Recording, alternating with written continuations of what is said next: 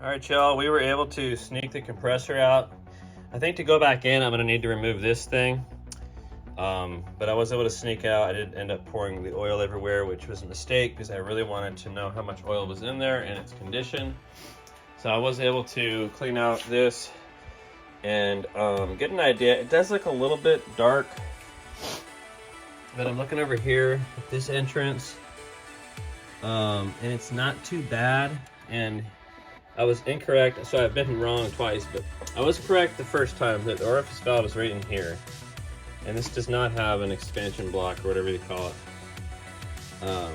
for the imports. But anyway, so I've got that open. I did have to take off this high pressure line. Well, I don't know what pressure actually. Yeah. Anyways, guys, I'm confused. I don't know all the theory, but I know how to fix this stuff. This sounds ridiculous. I got my accumulator off. This line I had to take off so I could slide it out of the orifice valve. And we're gonna get some long pliers to safely grab, and I think the actual pair I'm looking for is in the house. So let me go do that, and I will take this orifice valve out. And we'll continue on our journey here. All right, guys, I was able to safely pull it out.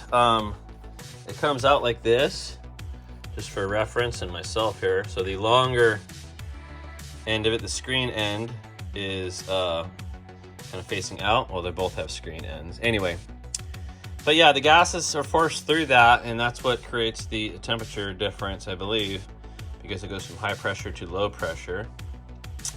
And so we're gonna clean out these hoses what we can. I'm not gonna worry too much about the color of this fluid. Let me put this here. Let's take a quick look here.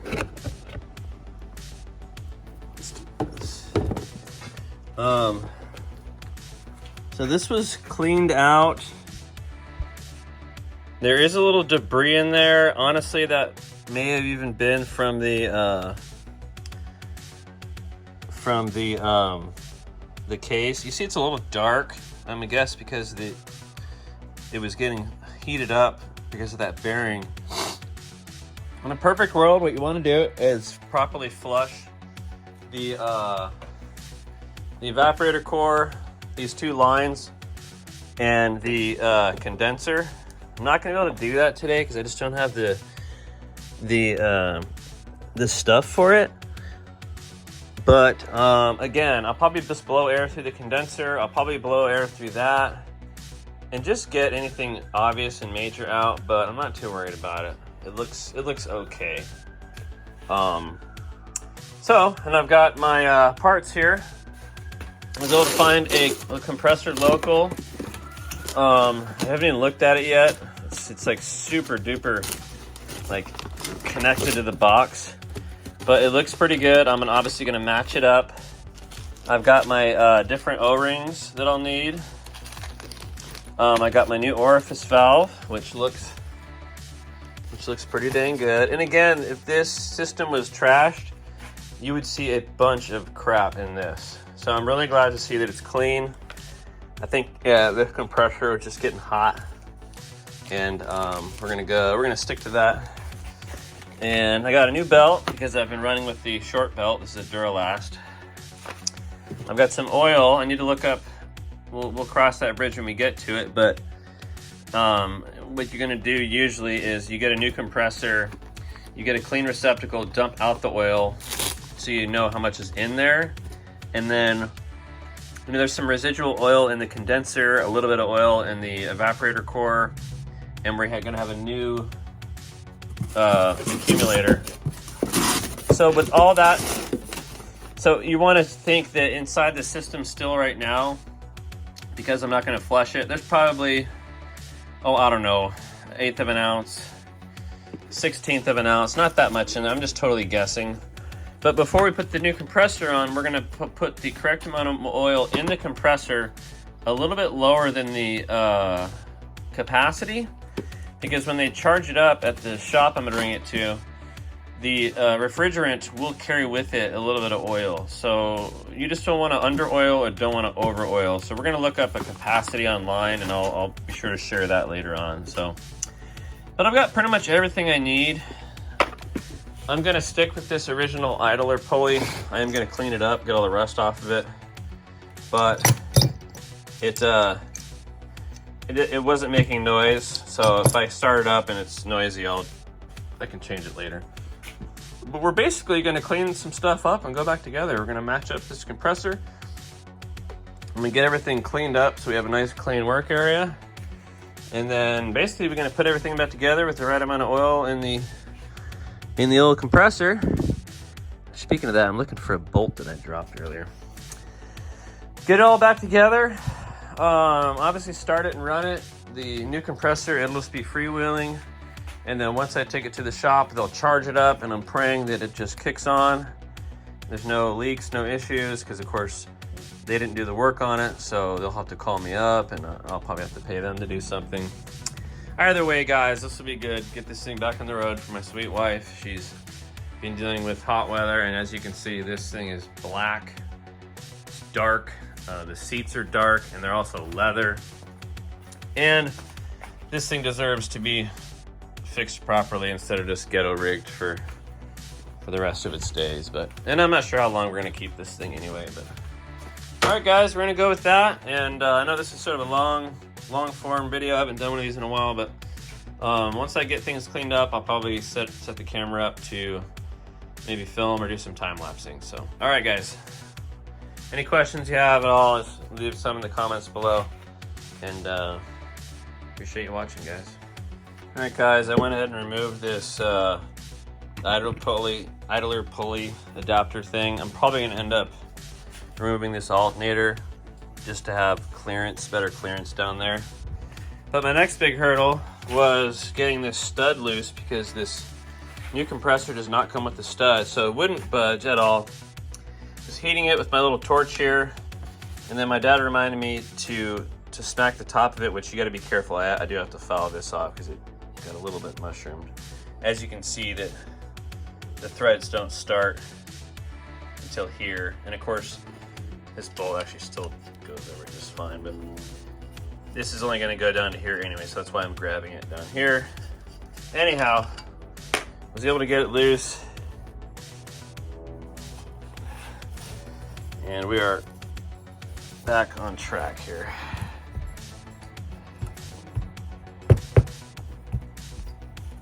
Alright, it's really a gummy feeling. Alright. Alright, ouch, oops. Just pinched my finger. Alright, we can ditch this vice grip. Alright, there she is. So now we're gonna look to find out how much oil is in this thing, put the proper amount of oil in there, and then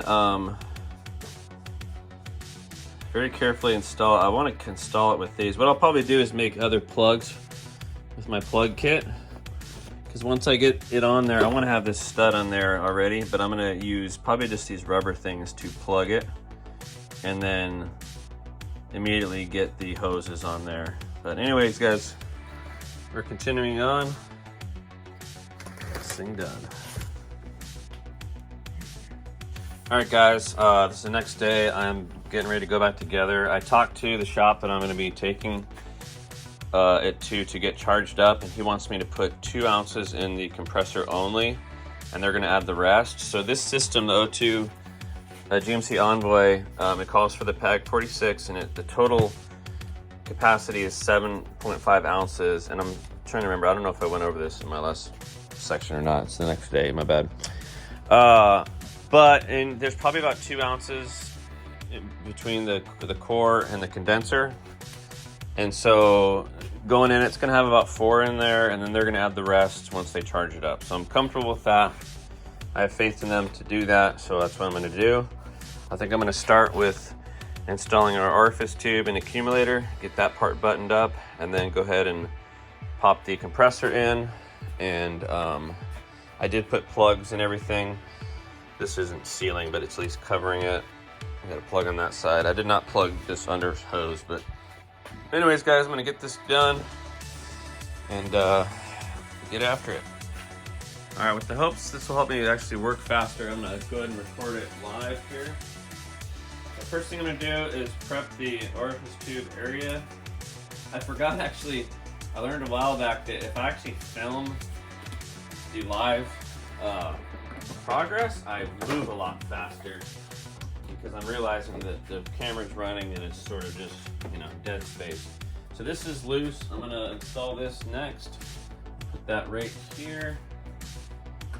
Big key for me is staying organized while working, because I can get a little bit overwhelmed with just all the different stuff going on. So I've got my new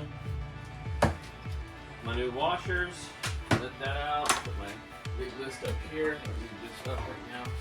All right, guys. Sorry to be working behind the scenes. So to get my new orifice valve, I got it here. The old one came out, as I remembered, with the long section pointing towards the condenser. So we're going to go back in with it. We're going to use just a little bit of the tag oil to lubricate everything. I'm going to pour a little bit into a cap here, and we're just going to use it to sort of lubricate everything. I'm going to get my plugs out. I'm going to go ahead and remove all of these.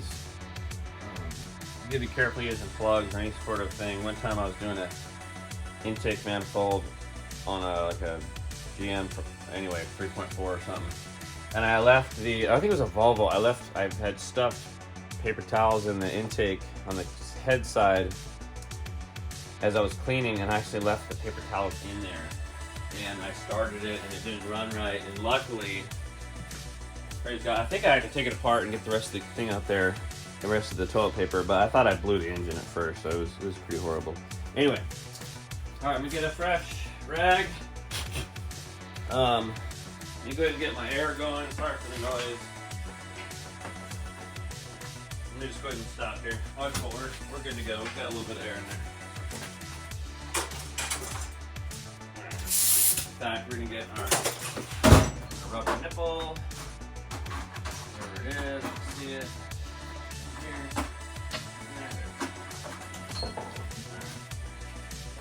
Alright guys, this is a terrible video. I'm gonna edit this out probably. Alright, let me zoom in here.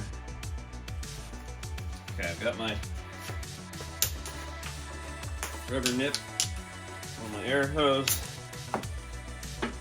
This goes right into the core, so I'm just gonna blow around it. I was going to blow it through, I forgot it doesn't. I don't have that other end disconnected. I'm not too worried about it. Alright, so came out. Remember, this thing wasn't rallied, so the system is pretty clean. So I am just going to get some of this. Just going to put a little oil around the O-ring, help slide it through there. I'm going to triple check. That's the correct way to go in. And I always second guess myself doing this kind of stuff. Alright, so you're going to push that in.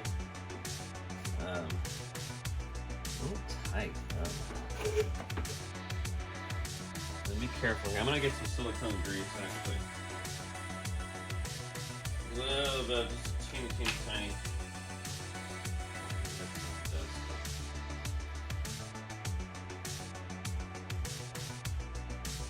Yeah, on second thought, I don't want to use silicone grease. I just need to massage this thing in here. You just want to be careful to not roll the O-ring as you're stuffing it in there. So I'm going to get a little bit more oil, a little bit more generous. Sort of start it by hand. Sort of spin it in a little bit. There it is. Okay. Now we're going to bottom it out. I'm going to get this little thing I can push it through here.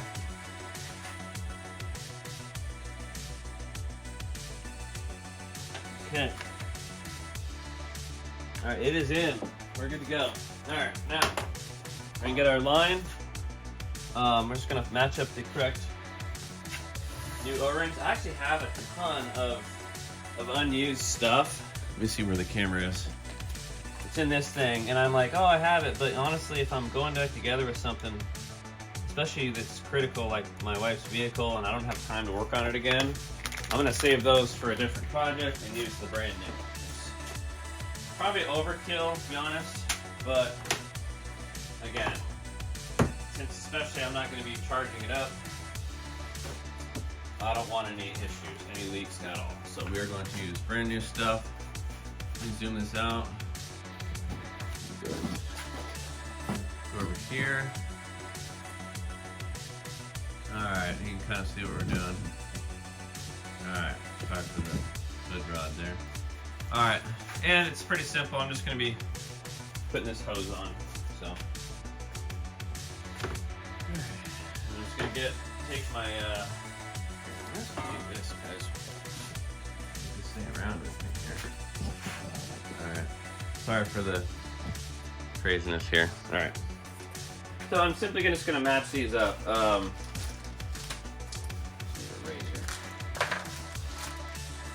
Take off the old. I wish I had a clean container to put these in, but it's fine. Right, that's not that one. Alright, there's one there. Boom. Okay, got it. We're gonna get a clean towel. Gonna wipe. You can use a little brake clean if you're really concerned about it being dirty. We're gonna get some nice oil around each side. Help things slip on and seal. We're gonna flip it over without getting the side that we just fixed dirty. This is our used pal. This one's going off. This one matches up. Pretty straightforward. I'm hoping the fittings don't leak at all. If they do, the low and high pressure is where you hook up the lines, but if they do, they'll be able to replace those. And I don't care. I just want this thing done. It's costing, I think, $475 worth of parts, and it's gonna be $270 to get it charged up, which is a little steep. But again, I could probably jerry-rig a way to vacuum the system down and probably fill it up correctly, but I don't know. It's just getting into that territory. It's just worth the money to have them do it. Okay. So, we're going to install here. So sorry, guys. I'm going to zoom out. Should be stopping. Alright. Alright, good. I don't even know if that's even a worthy shot, actually. Probably not. Let me do this without dropping my phone. Alright, sorry guys, I'm trying to get better shots, but this is what happens. I end up making an annoying video that nobody wants to watch because it's too hard to watch. Alright, and I can't spin this. Can't spin this thing anymore. How come I can't spin this? Alright, there we go. I'm so sorry, guys. They're like, oh god. Okay, we've got our hose. We're clean. I'm gonna double check this side. Looking good there. And we are going to, let's see here. Probably put this side in first. Let me get it underneath the thing here. There's that. We line it up here. Obviously, you want to get both sides sort of connected. Okay, boom. And boom. And this part is over there. Okay, let me just scoot this over. Alright, now we're a little bit too angled. I need to be using that thing that's sitting right in front of the camera. I've never even used that yet. I could be posting it up just there. I'll start using that, guys. Forgive the terrible quality. But alright. So now I got my guys here. And remember, the seal is simply from being pressed against it. You don't got to get this super tight. It's just nice and snug. I'm gonna get my extension.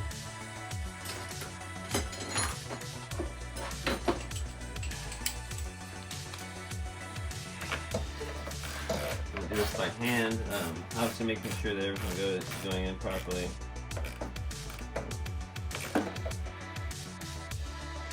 That's on and tight.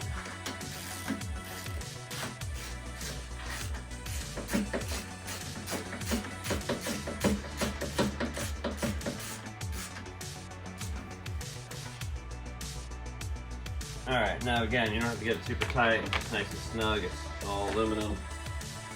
Okay, now we got our 10 mil. Tools aren't that organized. Getting there here. These are old. There.